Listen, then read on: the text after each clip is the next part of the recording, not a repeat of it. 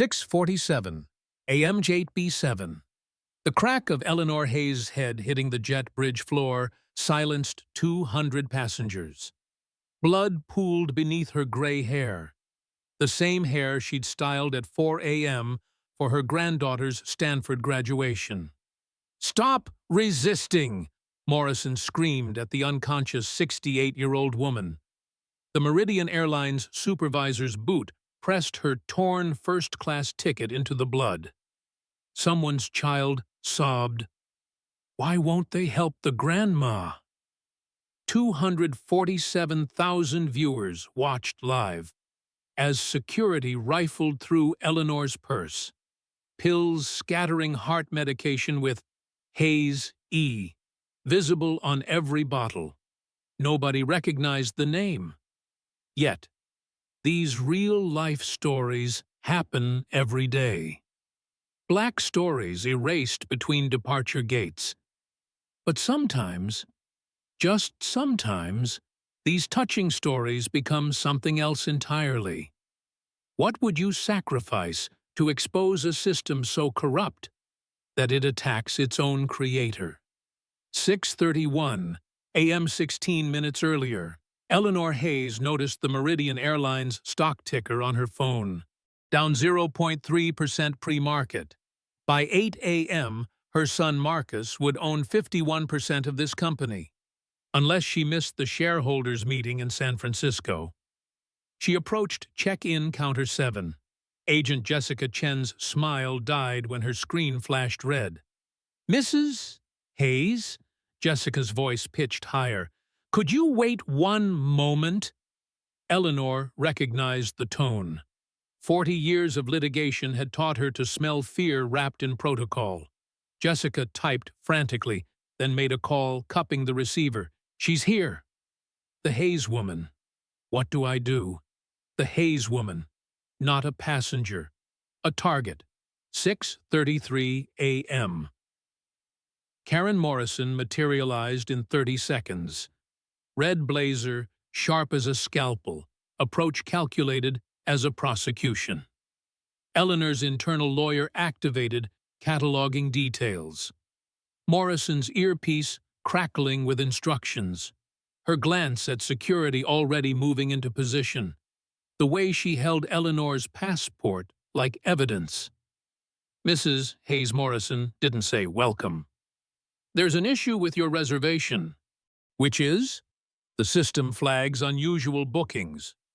"What's unusual about a 6-week advance purchase?" Morrison's smile could cut glass. "The payment source requires verification. It's a new protocol for high-value transactions from certain accounts." Eleanor heard the pause before certain. She'd been black in America for 68 years.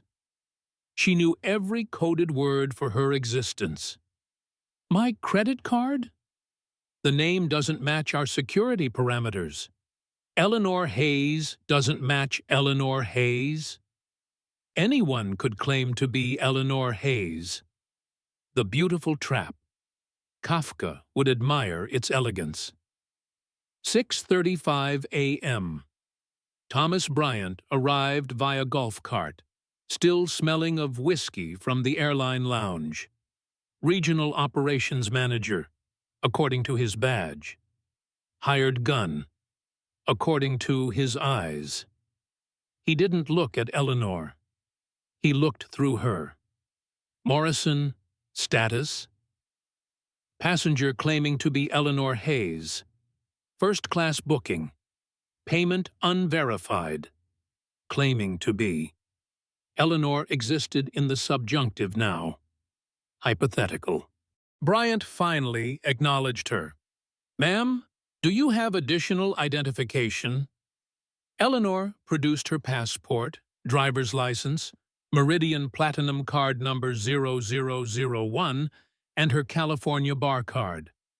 Bryant photographed each document. These could be forged. All 4? Sophisticated operations forge entire identities. He typed on his tablet. "I'm checking our security database." Behind them, Jessica processed passenger after passenger. White faces flowing through like water. No red screens. No verification calls.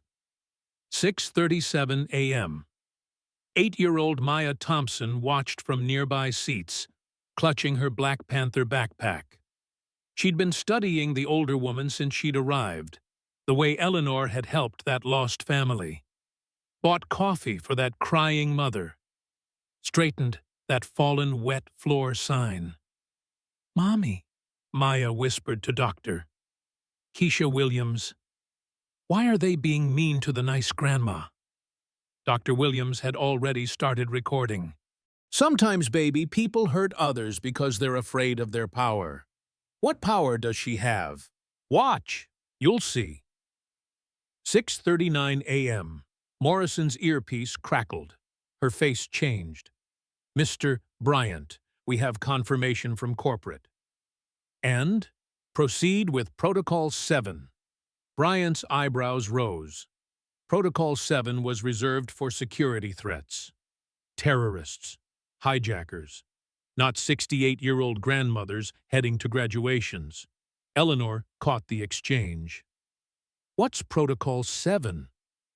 "Standard verification procedure. I've flown Meridian since 1978. There's no Protocol 7 in your passenger handbook." Morrison's mask slipped. "How would you know our protocols?" "Because I helped write them. In 1987, when my husband James and I restructured this airline's customer service division." Silence. Morrison and Bryant exchanged glances. Bryant recovered first. "Anyone could claim that history. Anyone could. But only Eleanor Hayes has the documentation." She pulled out her phone. "Shall I call the legal department? Richard Steinberg still works there. He was at my wedding." 6:41 a.m. Bryant made his own call, walking far enough that Eleanor couldn't hear. But CNN journalist Marcus Rodriguez could. He'd been live streaming since Eleanor's first encounter, and his directional mic caught everything. "Yes, sir." "She's here." "No, she hasn't called anyone yet. We can delay her at least 20 minutes. The vote's at 8? Understood. Whatever it takes." Rodriguez's stream title updated. "Airline Conspiracy to Stop Black Passenger, Live." Comments exploded. "This is about more than a seat." They said, "The vote." "Someone check if there's a Meridian shareholder meeting today." 6:43 a.m. Morrison returned to Eleanor. "Ma'am, we need you to step out of the first-class line." "Why?" "Your booking requires additional screening." "What kind of screening?" "Security screening. I already passed TSA. This is airline-specific security." Eleanor smiled, the smile of a woman who'd won 17 discrimination cases. "Are you refusing me boarding based on my race?" "Of course not." Morrison's voice pitched high enough to attract attention. We don't see color at Meridian." "Then you won't mind if I request that white gentleman behind me undergo the same additional screening." The man in question, golf attire, bourbon breath, expired ID visible in his hand, laughed. "Lady, I fly first class every week. They know me here. And I've flown first class since before you were born," Eleanor replied calmly. "Yet I'm the security risk." 6:44 a.m. The crowd gathered. Phones emerged like weapons. TikTok, Instagram, YouTube, Twitter. The digital jury assembled faster than Morrison had calculated. Bryant tried damage control. "Ladies and gentlemen, we're simply ensuring all passengers have proper documentation." "Then check everyone's documentation," a voice called out. Marcus Chen from Oakland Prep's robotics team had started his own stream. "We've been watching for 10 minutes. You've only stopped her." More voices joined. "It's because she's black. This is discrimination. We see what you're doing, but also, just follow their rules. Why make trouble? She must have done something." America's Divide, live at Gate B7. 6:45 a.m. Eleanor's phone buzzed. Marcus calling. She declined and texted, "Don't come. I've got this." Morrison saw the text. "Calling for help? My son. Telling him I'll handle this myself." "Handle what?" "Your discrimination lawsuit." Eleanor held up her phone, recording. "Everything's documented. Your Protocol 7 conversation. Bryant's call about the vote. Your selective enforcement." Bryant's face went pale. "Recording us without consent is illegal. Georgia is a one-party consent state. I consent to my own recording." Eleanor's courtroom voice emerged. "You should know the law before breaking it." 6:46 a.m. "Security to gate B7, Bryant barked into his radio. "Now." The live stream viewers hit 100,000. CNN's Chiron read, "Breaking. Elderly black woman faces security for flying first class." Morrison made one last play. "Mrs. Hayes, if that's really your name, just accept economy class. We'll refund the difference. You'll give me the seat I paid for." "That's not possible." "Why?" Morrison's mask finally fell completely. "Because people like you don't belong in first class." The terminal gasped. Every phone captured it. Morrison realized her mistake too late. Eleanor smiled. "Thank you for saying that on camera. My lawyers will appreciate the clarity." Security arrived. 3 officers. Then 3 more. 6 officers for one grandmother. Bryant made the call that would end his career. "Remove her. By any means necessary." 6:47 a.m. The first blow wasn't meant to land. Officer Daniels reached for Eleanor's shoulder standard detention grip, but she turned to protect her medication. His fist connected with her temple. The crack echoed through gate B7. Eleanor Hayes dropped. Not dramatically, not slowly. The way a bird hits glass. Sudden, final, wrong. "Grandma!" Maya screamed. Blood pooled immediately, real blood, dark against the white terminal floor. Eleanor's eyes rolled back, showing only white. Dr. Williams broke free from Thompson's grip, her medical training overriding everything. "She's having a seizure!" Everyone back. But Daniels grabbed Eleanor's convulsing body. "She's faking! She's dying!" Dr. Williams shoved him. "I'm a neurologist at Johns Hopkins. That's a traumatic brain injury." 6:48 a.m. The live stream exploded. "They killed her. Someone call 911. This is murder on camera." Rodriguez, the rookie officer, ripped off his badge, threw it at Daniels. "I'm done. This is attempted murder." He knelt beside Eleanor, using his jacket to cushion her head. Bryant scrambled for control. "She assaulted an officer. You all saw her swing at him." "I'm recording in 4K, Marcus Chen announced. She never raised her hand. "You just lied to 897,000 witnesses." The viewer count climbed exponentially as the word spread. Police beating at airport, elderly woman dying. Morrison's earpiece crackled. Abort. Abort. Too visible. But it was too late to abort. 6:49 a.m.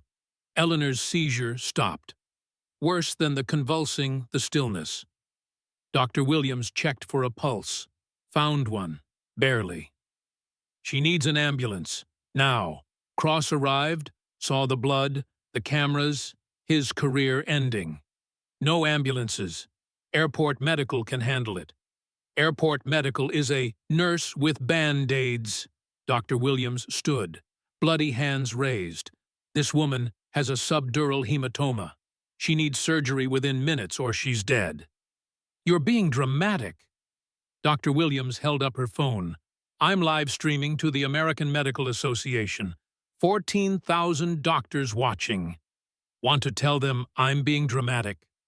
Cross retreated, but no one called an ambulance. 6:50 a.m.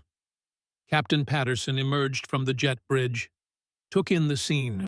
Eleanor, unconscious, blood spreading, officers standing over her like hunters over prey. He made a call. "Tower, this is Patterson. Medical emergency at gate B7. Patient is Eleanor Hayes. Yes, the Eleanor Hayes. I need air ambulance on the tarmac, now." "Captain, you don't have authority. I have a dying board member and 5 million witnesses. Get the chopper or I'm landing this plane on the evening news." The tower coordinator, watching the same live stream, made the call. 6:51 a.m. Eleanor's eyes fluttered open. Dr. Williams leaned close. "Mrs. Hayes, don't move. You have a head injury." Eleanor's whisper was barely audible. "The vote. Don't worry about. The vote is at 8. Eleanor gripped Dr. Williams's hand with surprising strength. "If I'm not there, Marcus loses everything." Maya, 8 years old with eyes that missed nothing, typed into her mother's live stream.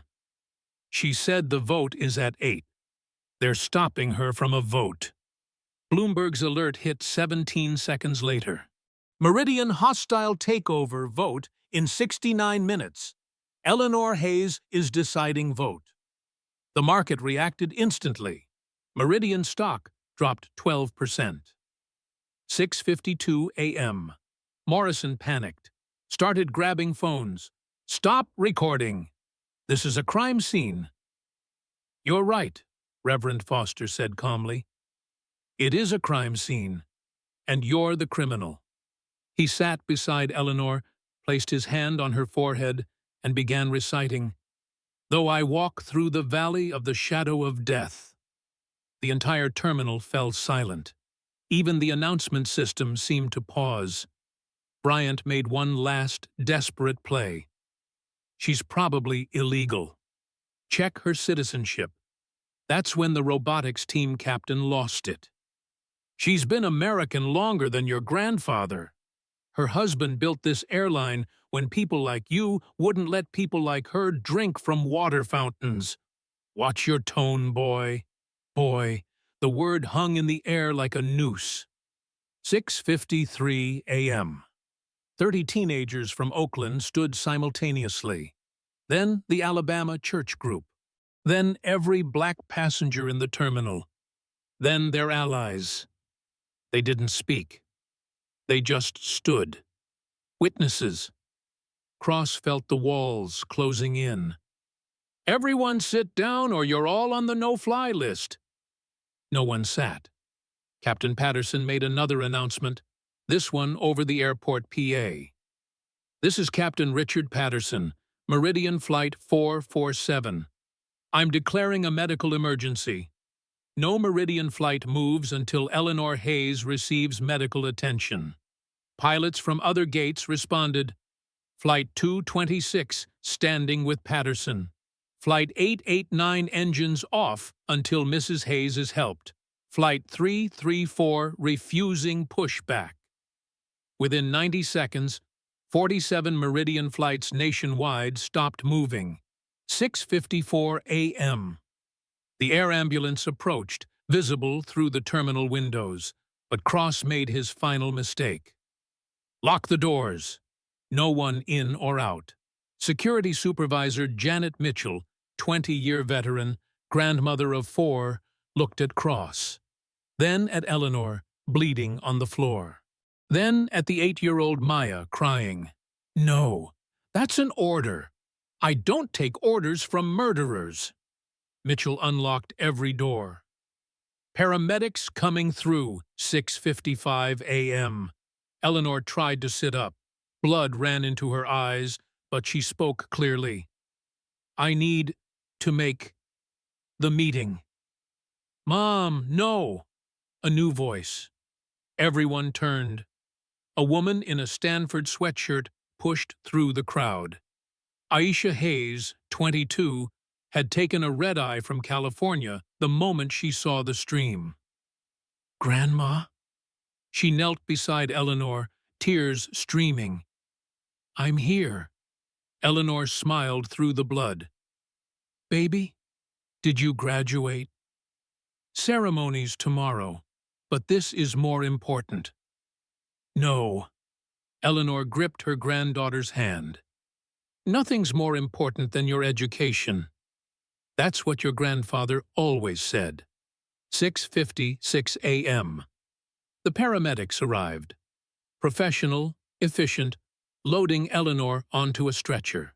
One of them, a young black woman named Tasha, whispered, "Mrs. Hayes, my grandmother integrated the Birmingham hospital where I was born. We got you." As they wheeled Eleanor past, she raised one hand, weak but visible. Not a fist, not a peace sign, just an open palm. The same gesture she'd used in court for 40 years. Truth. Cross followed the stretcher. "She can't leave. She's under arrest." Tasha, the paramedic, turned. "Sir, this patient has a traumatic brain injury. You can arrest her corpse if she dies. Or you can explain to 5 million viewers why you're preventing medical care." Viewer count, 5.2 million and climbing, 6:57 a.m. Bryant's phone rang. The caller ID showed Board of Directors, Emergency. He answered on speaker by accident. "Bryant, what have you done?" The chairman's voice boomed through the terminal. "Every news channel on Earth is showing our security beating Eleanor Hayes." "Sir, she was non-compliant. She owns 3.2% of this company. Her son has 47.8%. You just handed him the Airline." "We were following Protocol 7. There is no Protocol 7. You made it up." Everyone recording caught the admission. 6:58 a.m. As the paramedics reached the door, Eleanor raised her hand. "Wait." They paused. She looked directly at Morrison, Bryant, and Cross. "My husband, James, built this airline for dignity. You forgot that. But don't worry." A smile, small but devastating. "My son will remind you." The stretcher rolled through the doors. Behind them, the departure board flickered. Every Meridian flight. Delayed, awaiting clearance. 6:59 a.m. Aisha Hayes stood in the pool of her grandmother's blood. 22 years old, Stanford Law Review editor, granddaughter of giants. She looked at Cross. "You have 1 minute to resign, or I release the recording." "What recording?" Aisha held up her phone. "Grandma's been wearing a wire for the FBI, stock manipulation, conspiracy, civil rights violations, federal crimes." She smiled her grandmother's smile, "and she knew you'd do this. She counted on it." Cross ran. Bryant followed. Morrison fainted. 7 a.m. Captain Patterson's voice filled the terminal. "Ladies and gentlemen, Eleanor Hayes is receiving medical attention. In her honor, every Meridian flight today will reserve seat 1A for a passenger who couldn't otherwise afford first class." The terminal erupted. Maya, the 8-year-old, tugged her mother's hand. "Mommy, did the grandma win?" Dr. Williams lifted her daughter, held her close. "Baby, she's still fighting." "But yes, she's winning." Time until the vote. 60 minutes. Eleanor's status. Critical, but stable. The world. Watching. 7:01 a.m. The ambulance siren faded. Eleanor Hayes was gone. Or so everyone believed. Morrison stood shaking. Bryant had vanished. Cross was on his phone, desperately trying to reach the board. Then Aisha Hayes did something unexpected. She laughed. "You think you won?" She held up her phone. "Grandma's fine." The blood was real. She bit her tongue when Daniels grabbed her. The seizure? She has epilepsy, triggered by stress when she needs it. And the ambulance? It's taking her exactly where she needs to be. Cross froze. The hospital? The Meridian boardroom. It's 3 blocks from St. Joseph's Medical Center. The ambulance is her transportation. 7:02 a.m. Every screen in the terminal flickered. A live feed appeared. Eleanor Hayes being wheeled into Meridian's headquarters on a stretcher, IV in her arm, bandage on her head, but very much conscious. The board members stood in shock as paramedics rolled her directly into the boardroom at 7:02 a.m. "Gentlemen," Eleanor said from the stretcher, "I believe we have a vote scheduled." Chairman Phillips stammered, "Eleanor, you need medical attention. I need to vote." She sat up, pulled out the IV herself. "And then we need to discuss why 3 of your employees just committed federal crimes trying to stop me." 7:03 a.m. The terminal watched in stunned silence as Eleanor pulled a folder from under the stretcher's mattress. She'd been lying on evidence the entire time. "6 weeks ago, I received this." She held up an email. "Nathan Cross to competing Airline Skyway. We can suppress Hayes' vote if you guarantee my position post-merger." Cross, watching from the terminal, dropped his phone. Eleanor continued, "So I decided to test how far you'd go.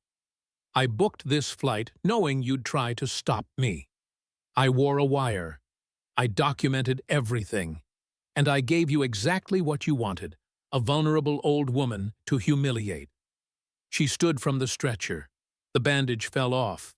Makeup. The blood on her clothes was real, but the head wound wasn't. The seizure was real. "I've had epilepsy since 1987. Stress-triggered. Controllable. My neurologist calls it my superpower.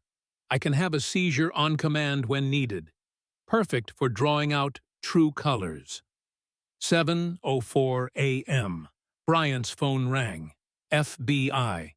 "Thomas Bryant, remain where you are. Agents are en route." He ran. Caught on every camera. The live stream viewers, now 6.8 million, watched him sprint directly into a glass door he didn't see. The impact knocked him unconscious. Poetic justice delivered by architecture. Morrison tried to blend into the crowd. But Maya, the 8-year-old, pointed. "That's the mean lady." She kicked the grandma's medicine.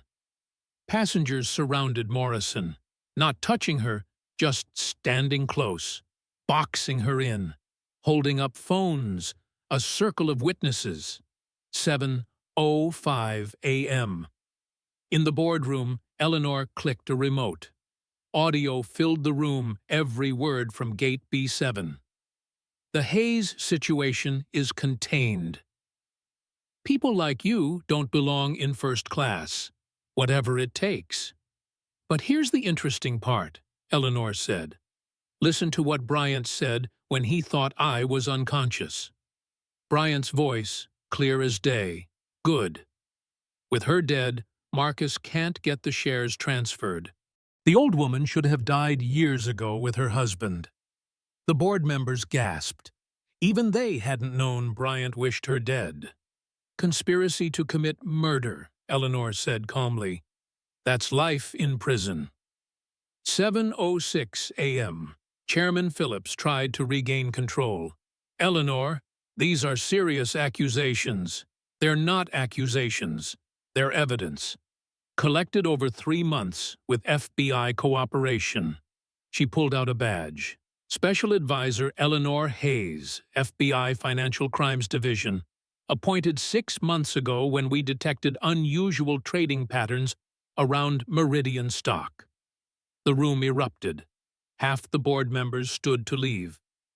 "Sit down," Eleanor commanded. "FBI agents are outside every door. You leave when voting is complete." 7:07 a.m. Back at Gate B7, Captain Patterson made an announcement. "Ladies and gentlemen, I've just received word that Eleanor Hayes is safe and currently voting in the boardroom of Meridian Airlines." Then he added something unscripted. "I also want you to know that I've been recording every Meridian flight for 3 months on Mrs. Hayes's request.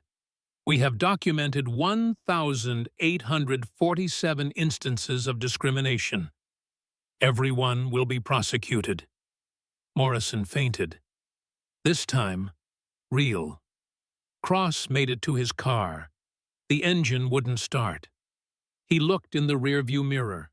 Aisha Hayes sat in the back seat. "Going somewhere, Mr. Cross?" "Get out of my car." "It's not your car. You bought it with embezzled funds. It belongs to Meridian Airlines. And in about 3 minutes, Meridian Airlines will belong to us." 7:08 a.m. The boardroom vote began. Eleanor's hand raised first. "I vote to accept Marcus Hayes's acquisition offer." "You only have 3.2%, Phillips said. 4.7%. I exercised James's options. Still not enough." The door opened. Marcus Hayes entered, but not alone. With him were 5 board members who'd been sick that morning. "Actually," Marcus said, "these board members gave me their proxies last night. Combined with Mother's shares and the shares I purchased this morning when the stock tanked, thanks to your discrimination stunt, I now control 51.3%. 7:09 a.m. Phillips stood. "This is a setup. You manipulated us." "No," Eleanor corrected. "You manipulated yourselves. We just documented it." She turned to a screen showing the terminal. Every person watching this morning saw what Meridian has become. A machine for humiliation. My husband built this airline so people like that little girl, she pointed to Maya on screen, would never experience what his mother experienced. You betrayed that legacy. We were protecting shareholder value. By attacking shareholders? Eleanor laughed. I'm your 4th largest shareholder. You attacked me to protect me? 7:10 a.m. The FBI entered the boardroom. Special Agent Williams, no relation to Dr. Williams, carried 17 folders.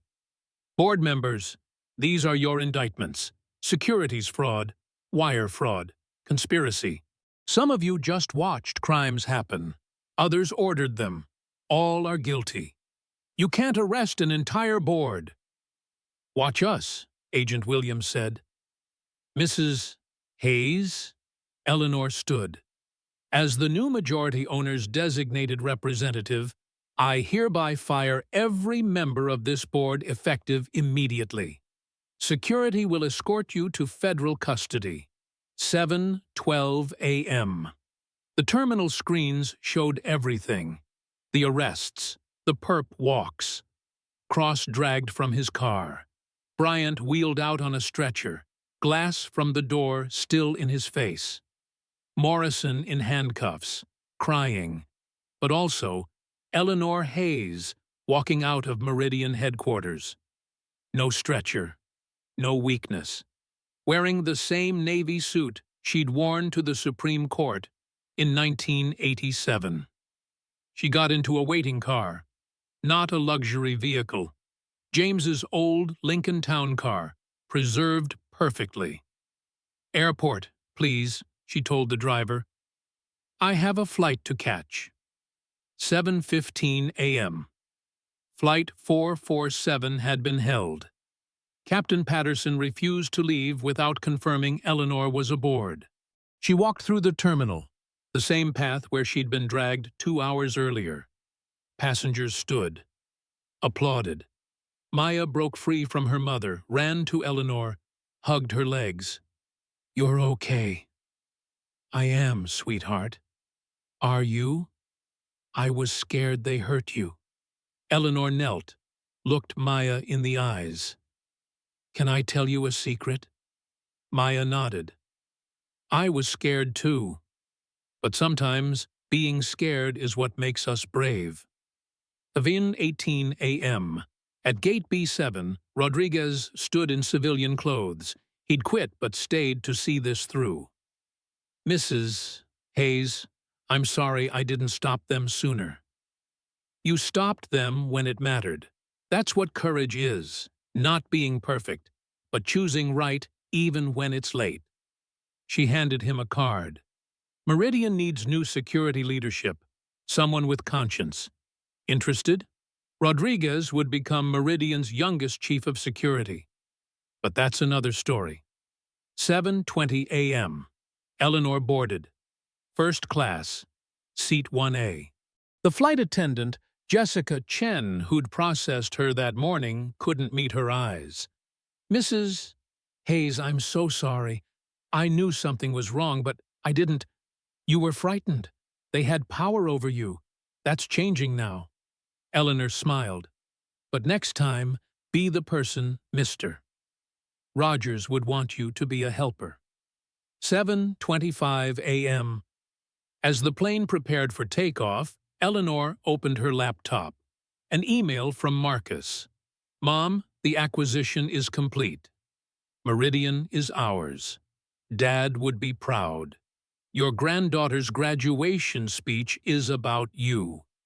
Subject, when grandmothers fight back. See you in San Francisco. -M. Eleanor smiled, typed a response. Tell Aisha her performance was flawless. Oscar-worthy. The drama club finally paid off. Grandma. Because the final twist? Aisha hadn't flown in from Stanford. She'd been in Atlanta all week, preparing. The red-eye story was part of the script. Every word calculated. Every emotion real but purposeful. 7:28 a.m. Captain Patterson's final announcement. Ladies and gentlemen, this is your captain. Today, you witnessed history. Not just corporate justice, but proof that dignity, strategy, and courage can defeat any system.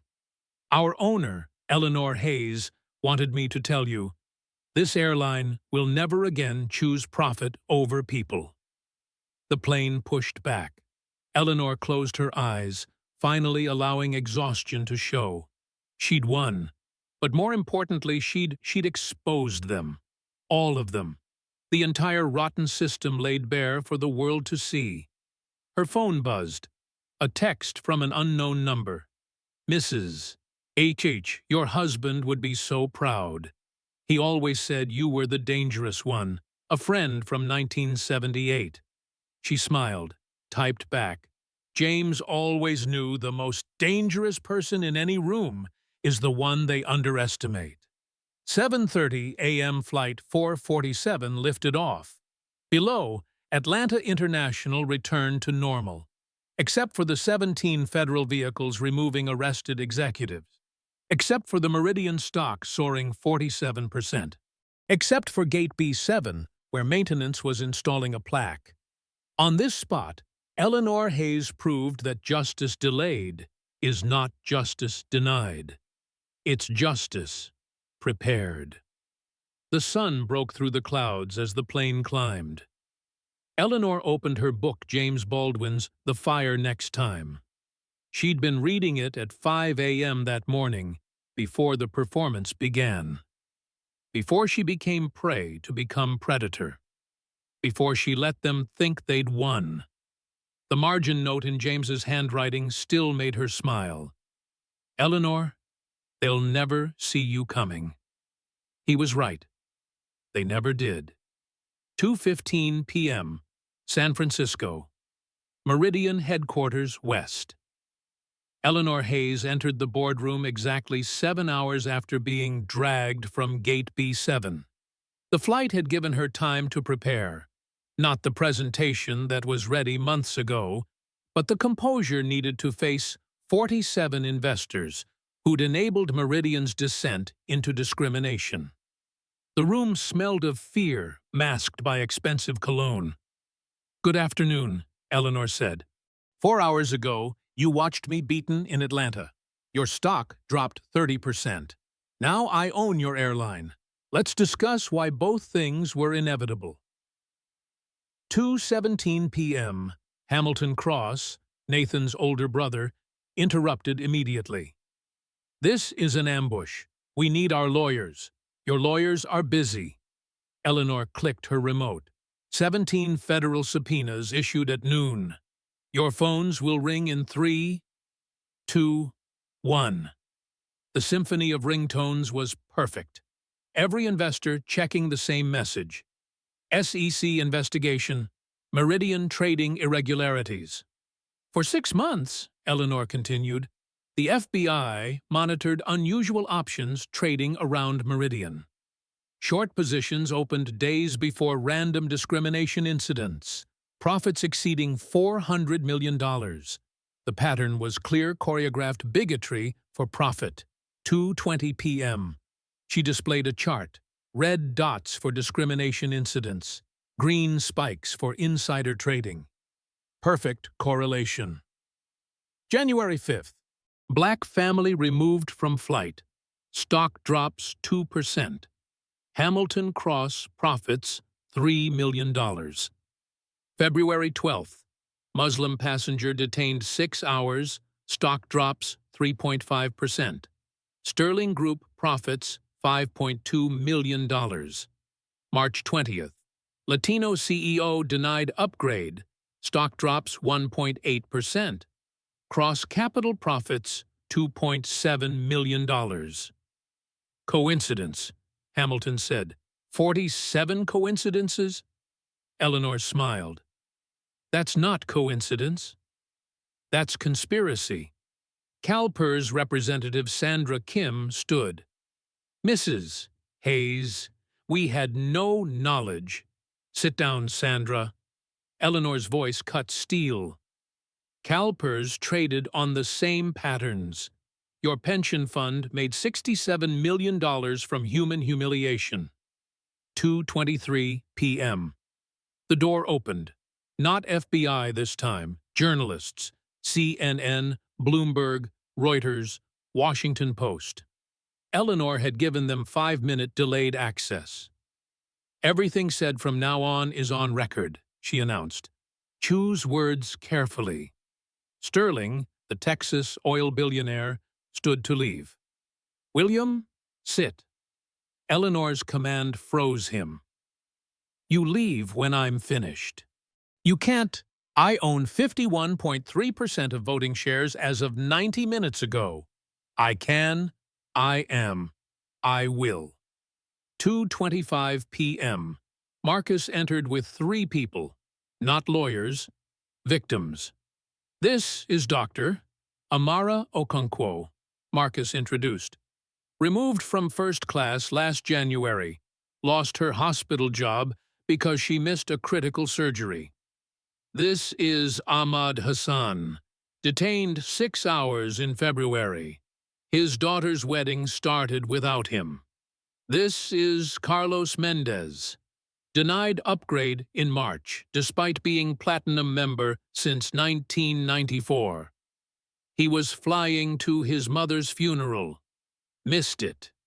Each victim stood silent, letting their presence be accusation enough. 2:28 p.m. Eleanor opened her folder. Meridian's discrimination wasn't random. It was algorithmic. "Show them, Marcus." The screen filled with code, an algorithm called Profit Defender. Marcus explained, "This AI identified high-value seats and removed low-probability passengers. The probability wasn't about payment. It was about race. Built into the code, African American minus 15 points, Hispanic minus 12 points, Muslim names minus 20 points. "That's illegal," Kim protested. "That's Meridian," Eleanor replied. "Coded racism. Literally." The journalists typed frantically. The story was writing itself. 2:30 p.m. But algorithms don't build themselves, Eleanor continued. Let's discuss who approved Profit Defender. New slide. Board meeting minutes. August 2019. Motion to implement dynamic seat optimization. Proposed by Hamilton Cross. Seconded by William Sterling. Passed 15-2. The 2 no votes? Eleanor smiled. Myself and James's empty seat. You outvoted a dead man's conscience. Hamilton's lawyer whispered urgently. Hamilton pushed him away. That system saved money. By stealing dignity. Dr. Okonkwo, tell Mr. Cross what his algorithm cost you. 2:33 p.m. Dr. Okonkwo spoke with surgical precision. The surgery I missed was for an 8-year-old boy. Traumatic brain injury. Another surgeon operated. The child survived, but with permanent disability. Because I wasn't there. Because your algorithm decided my purchased seat belonged to someone whiter. I didn't know. Ignorance you profit from is still choice, Eleanor interrupted. You made $3 million that day. That child lost his future. 2:35 p.m. The room shifted. Even hardened investors couldn't meet Dr. Okonkwo's eyes. Jennifer Park, the Gen Z fund manager, broke the silence. How do we fix this? Finally, the right question. Eleanor clicked to her final presentation. The Hayes Protocol, 2:37 p.m. Step 1. Full algorithmic transparency. Every decision the system makes becomes public record. That's proprietary, Sterling started. Step 2. Victim Compensation Fund, $3 billion. Not from shareholders, from executive assets. You profited personally, you pay personally. That's illegal. Step 3. Board restructuring. 50% women, 40% people of color. 0% named Cross or Sterling. The room erupted. Lawyers shouting about lawsuits. Investors calculating losses. Eleanor let them rage for exactly 60 seconds. Then she played the recording. 2:39 p.m. Phillips's voice from the Augusta meeting. The old woman votes in person. Always. Stop her from traveling. We stop the vote. Bryant knows what to do. He's done it before. Then Bryant. Ground crews are ready. Security will cooperate. We've tested it 12 times. She won't make her flight. Then Hamilton. And if she resists? Bryant again.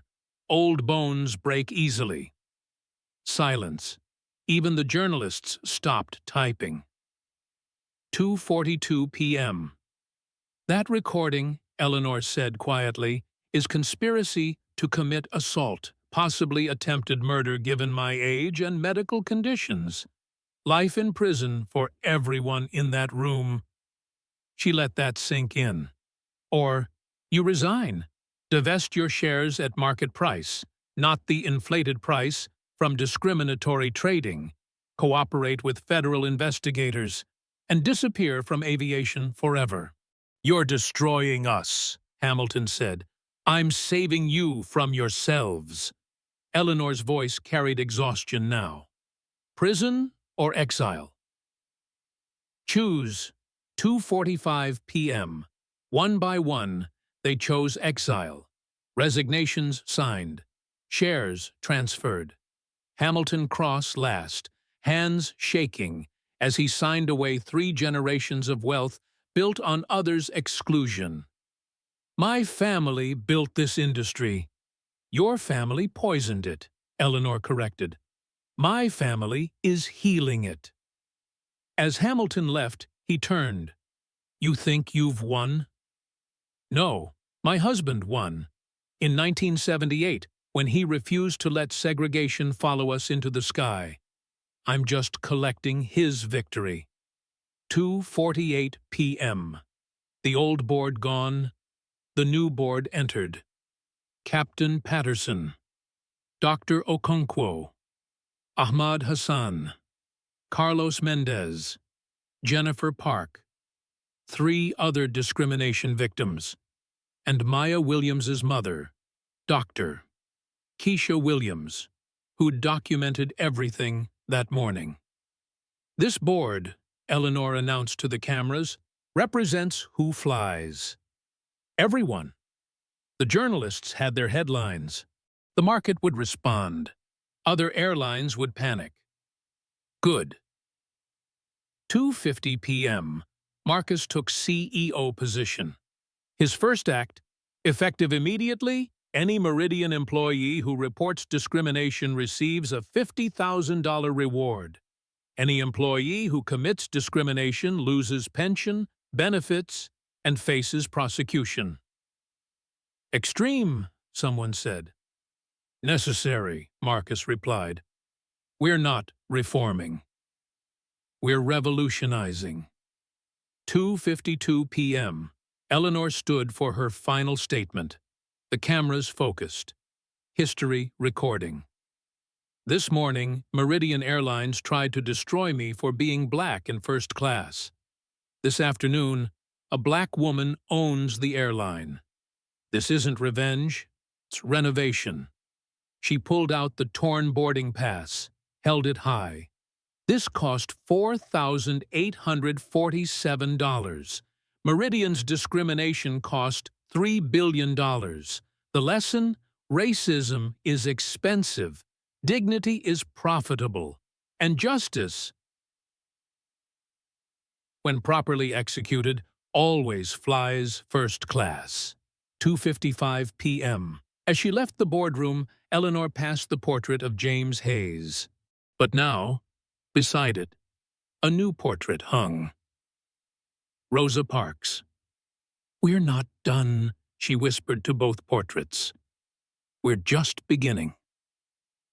Outside, San Francisco International Airport spread below.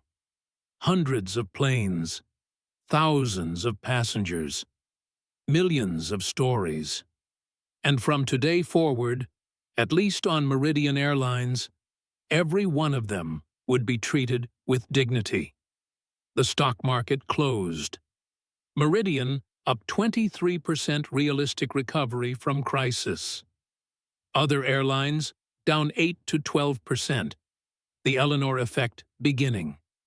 Tomorrow would bring lawsuits, resistance, backlash.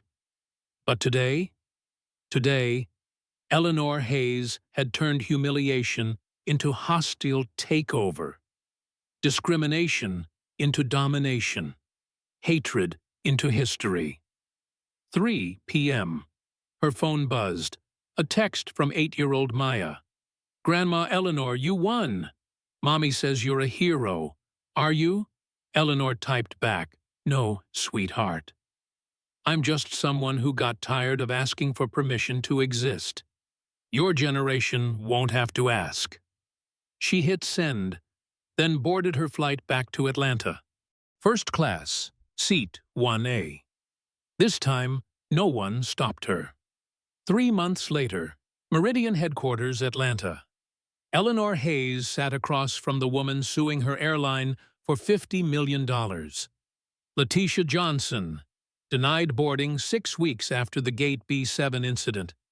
The reforms hadn't reached every corner. Systems don't change overnight. Mrs. Hayes, Letitia said, your employees told me the computer flagged my name as suspicious. Your new system, your reforms, still racist. Eleanor studied the evidence. The algorithm had been updated, but not replaced, like painting over rot. You're right. We failed you. Eleanor pushed a document across. Blank check. Write the number that makes this right. I also don't want money. I want my daughter to never experience this. Then help us. Join the oversight board. Be the one who catches what we miss. Letitia would become Meridian's fiercest critic and greatest asset. But first, she had to decide to trust. 2:15 p.m., Marcus entered with the quarterly report. Reality, not revolution. Discrimination complaints down 73% from 47 to 12 daily. 3 wrongful termination lawsuits from fired employees.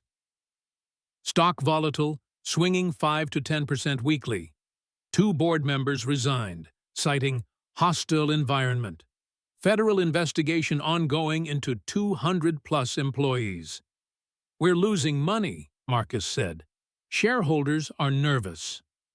Good. Nervous people pay attention. Eleanor pulled up employee reports. Jessica Chen documented 12 incidents this month. Rodriguez stopped 4. Patterson caught systemic scheduling bias. Progress. Slow progress. The only kind that lasts. 2:30 p.m. Morrison appeared at the door. Not in janitor uniform, that was her day job. Tonight shift at Meridian, data entry, minimum wage. Court-ordered restitution. Mrs. Hayes, I found something. She handed over printouts. These routes, Atlanta to Detroit, Houston to Oakland, they're charging black majority cities 18% more. Eleanor studied the data. Morrison was right. The wisdom of keeping enemies close. How did you notice? I used to design these patterns. I know how we hid them. We, Morrison, still identifying with the old system. But she'd reported it. Complicated progress. 2:45 p.m. The door burst open. Hamilton Cross, supposed to be gone forever, flanked by lawyers. Injunction, he announced. Federal judge ruled your takeover violated securities law. We're reversing everything. Eleanor read the document. Judge Timothy Cross, Hamilton's cousin. You found 1 corrupt judge. I have 17 state attorneys general. File your injunction. Watch what happens. Hamilton smiled. Already filed. Court date next month. Enjoy your last weeks of power. He left. Marcus panicked. Eleanor made a call. Jennifer, release the Augusta files. Everything. Within an hour, Hamilton's judicial connections were trending. Judge Cross recused himself by end of day, but the threat remained. Old power doesn't die quietly. 3 p.m. Dr. Okonkwo called from Seattle. The surgery she'd finally performed had complications. The child she'd saved was back in ICU. If I'd been there 6 months ago, she started. You can't change what they stole. Only what you do next. I'm tired of being strong, Mrs. Hayes. Tired of representing all black excellence while carrying white violence. Eleanor knew that exhaustion. Then, be weak today. Tomorrow, we fight again. How do you keep fighting? I remember why they want me to stop. 3:15 p.m. Bryant's daughter visited. 13 years old, private school uniform, tears fresh. My dad's in prison because of you. Your dad's in prison because of him. Eleanor showed her the video. Bryant ordering Eleanor's assault. The girl watched her father become monster. He wasn't always like this. Yes, he was. He just hid it better at home. The girl left crying. Eleanor felt no victory. Breaking children's illusions about parents was collateral damage, not conquest. 3:30 p.m. Gate B7. Dedication update. The plaque had been vandalized twice. Terrorist sympathizer spray-painted over Eleanor's quote. Airport security had footage but wouldn't investigate. Some battles restart daily. Captain Patterson reported from operations. Found another algorithm. This one denies refunds to passengers with ethnic surnames. Been running since 2015. 8 years of digital theft. Millions stolen from families who couldn't afford it. Kill it, Eleanor ordered. Already did. But there are dozens more. They're like roaches everywhere once you start looking. 3:45 p.m. The reformed flight program, Free Seats for Discrimination Victims, was hemorrhaging money. $3 million monthly loss. Board pressure mounting. Cancel it, new board member Stephen Park suggested. Symbolic gestures are expensive. Justice is expensive. Injustice is terminal. Eleanor pulled up actuarial tables. Every discrimination lawsuit costs us $2 million average. Prevention through reparation is cheaper. The optics. The optics of canceling reparations. Calculate that cost. The program stayed. Barely. 4 p.m. Eleanor stood at her window. Atlanta spread below. Confederate monuments still standing. Red-lined neighborhoods still suffering. Meridian had changed, but America hadn't. Her phone rang. Maya Williams. Grandma Eleanor, a boy at school said you're just another angry black woman making trouble. What did you say? Nothing. I hit him. Maya. With facts. I pulled up your Wikipedia page and made him read all your cases. He cried. Eleanor smiled. The next generation understood dignity requires documentation. 4:15 p.m. Letitia Johnson returned with her decision. I'll join your board. But I'm not your friend. I'm your conscience. Every failure, I'm broadcasting. Every success, I'm questioning. You wanted oversight, you got it. Eleanor extended her hand. Welcome to the revolution. This isn't revolution. It's renovation.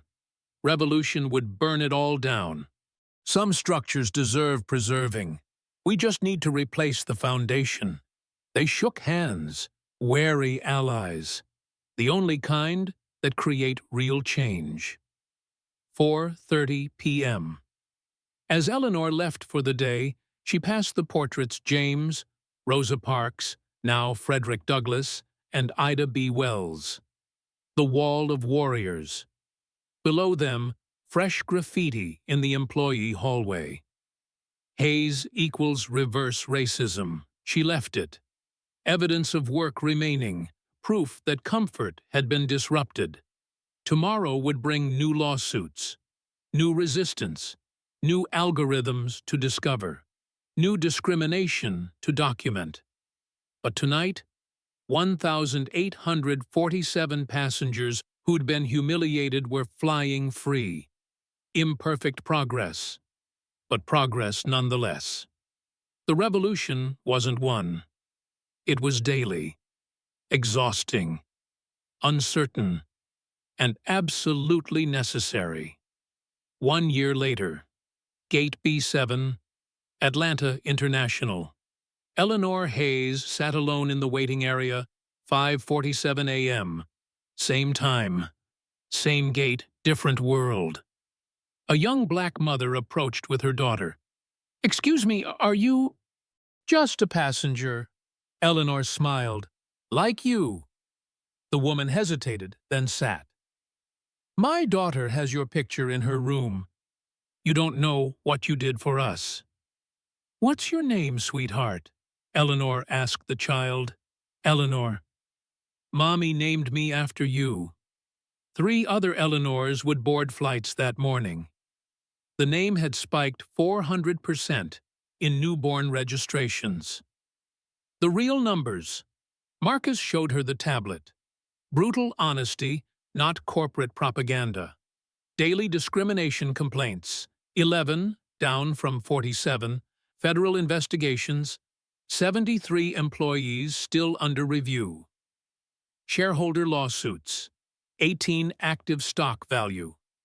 Down 8% year-over-year, competitor improvements. Minimal, we're losing money, Marcus said. We're gaining humanity. Shareholders don't care about humanity. Then we need better shareholders. The incomplete victories. Bryant wrote from Prison Weekly, not apologies, those meant nothing. Reports. Which guards used racial slurs? Which policies punished black inmates more? Even imprisoned, he was documenting.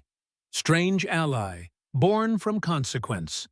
Morrison had been promoted to night supervisor. Not redemption strategy. She knew every discriminatory trick.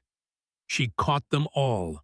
Last month, she'd identified a manager routing black passengers through extra security. The manager was her friend. She reported her anyway. Cross fought extradition from Switzerland, but his son, Nathan Jr., had started at Meridian. Entry level, loading bags. I want to earn what my father stole, he'd said. Eleanor watched him carefully. Blood didn't determine destiny, but it influenced direction. The hardest truth. Dr. Williams called from the hospital.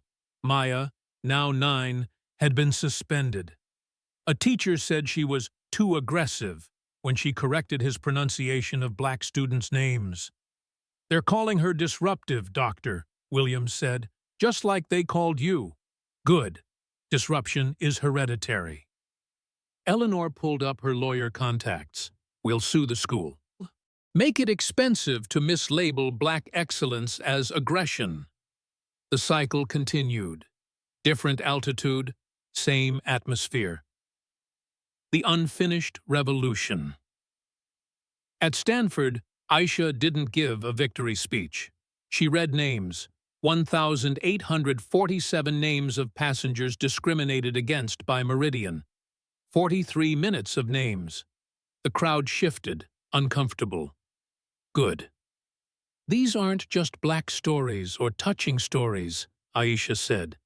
These are credit scores destroyed, marriages strained, children traumatized, real-life stories with real-life damage.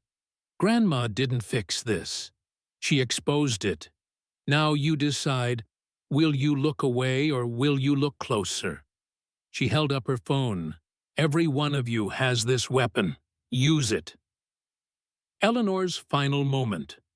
Back at gate B7, the young mother asked, "What do I tell my Eleanor when she faces her first Bryant?" Eleanor considered. No platitudes, no promises, just tools. Tell her to record everything, save everything, trust nothing, and remember, they're not attacking her strength. They're afraid of it. The boarding announcement came. First class began loading. The mother stood to leave. "We're in first class," she said. "Because of you." "No, because you bought a ticket. I just made sure they couldn't steal it." As Eleanor boarded her own flight, still 1A, always 1A, she thought about James, about the fight he started. The fight she continued. The fight that would outlive them both. Her phone buzzed. Another airline. Another discrimination case. Another battle. She smiled, opened her laptop, started typing. The revolution wasn't televised. It was live-streamed. One gate at a time. Your turn. Someone reading this has video of discrimination, evidence of algorithms, proof of prejudice. You've been waiting for permission to share it. This is your permission. Document injustice. Demand dignity. Make discrimination expensive. They thought one grandmother couldn't change aviation. They were wrong. Imagine what all of us could do. Share this story. Comment your Gate B7 moment. Subscribe to The Revolution. Because these real-life stories, these black stories, these touching stories of resistance, they're not history.